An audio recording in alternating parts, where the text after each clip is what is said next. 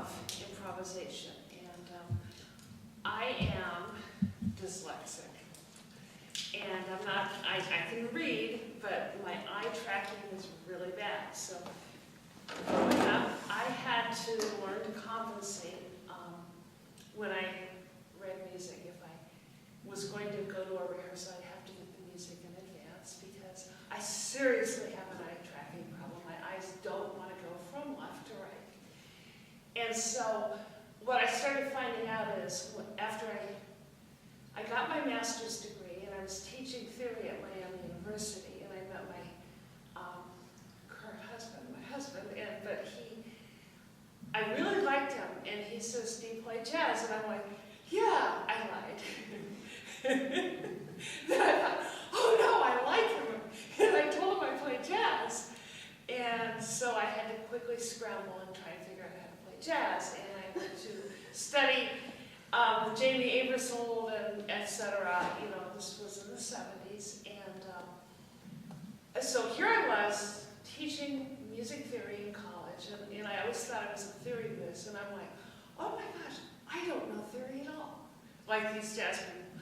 So, but anyway, through the whole long process, I started finding out that the more I learned about improvisation, the better my reading got, but I still have serious problems because my eyes don't track. But if I look at music globally and I'm analyzing it while playing, and I'll see all these little tricks, I can pretty much fake it. So anyway, this is just sort of a background. But when I started teaching, I became really troubled that my Suzuki students didn't understand theory, and when I would teach them theory, it just kind of went in one ear and out the other. And when I moved to Massachusetts in January one year, and we desperately needed income, a teacher had a nervous breakdown and quit and gave me 30 students when I first moved here. And it was the worst disaster. I couldn't tell what they were playing, they were out of tune, they didn't understand rhythm. And I was telling my husband, I know I need the income, but how can I survive? And he says, teach them to improvise. So that really got me on a quest to figure out how to incorporate creative, improvisational stuff into classical music. And as I started to do that, it started fixing their rhythm and their intonation, and they started becoming interested in music theory. So this was just this long process. So some of you probably know I've written a couple of improv methods. But since then, you know, doing workshops with them, and kids really love them and everything, I started thinking, why don't I create variations on Suzuki repertoire? And so I've been working on this. Now, I was told by the Suzuki Association and the International Suzuki Association that I may not disseminate things that Dr. Suzuki wrote. So I had to regroup and get all the public domain music, and so I've redone it. Anyway, what I want to do is talk about process, and then we're going to improvise and mess around with and create our own variations. So I was standing in a Suzuki class, a group class, and I was bored out of my mind, tired of repeating songs. So I started saying to my students, let's learn how to create variations. This was years ago. And we, of course, went through the twinkles, and we turned Lightly Row into a waltz, and that sort of thing. And one day, I had 5 minutes left out of the Suzuki class, and I said, what can we do with "O Come Little Children"? And a little boy said, we want bananas. And I'm like, what? Now, the tune, "O Come Little Children," one of your handouts, it shows it. It's got the Spanish title there, and then it shows, it's got the two staffs. The bottom staff is "O Come Little Children." Let's play through "O Come Little Children." The bottom line of that, it says, I can't pronounce Spanish, "Vengan niños y niñas." Let's play the bottom line of that, starting on upper A. 1, 2, go.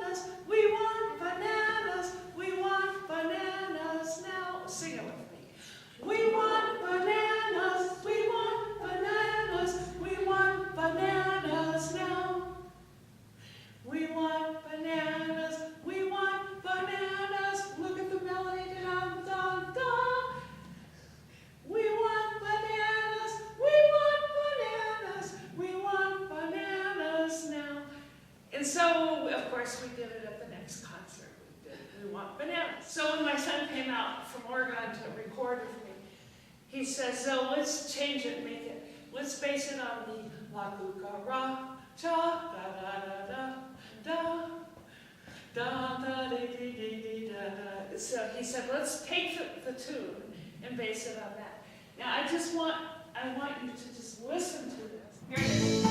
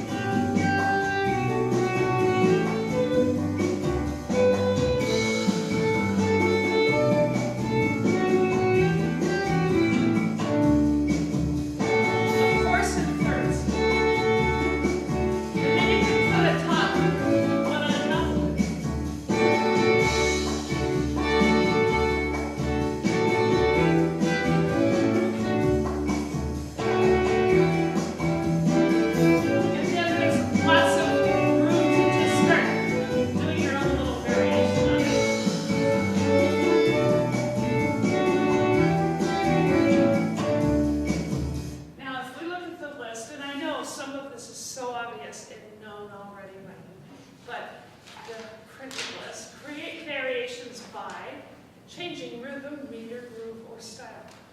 That's one of the ways we do it. What did I do? I just took the melody and I changed the rhythm, and I guess also the groove and the style. And that's a very valid thing. So I'm driving here, right as I was approaching wherever we are, on Western Street, Weston. I'm listening to Laura Carlo's thing, classical radio, and there's like, a Schubert sonatina, and I'm like, oh yeah, that's pretty much how Schubert composed. He'd take a tune and he'd write variations on it, really. Whether it's his chamber music or his classical pieces. So I'm thinking, I want my students to be able to take a melody and play with it, change the rhythm, that's an example of that.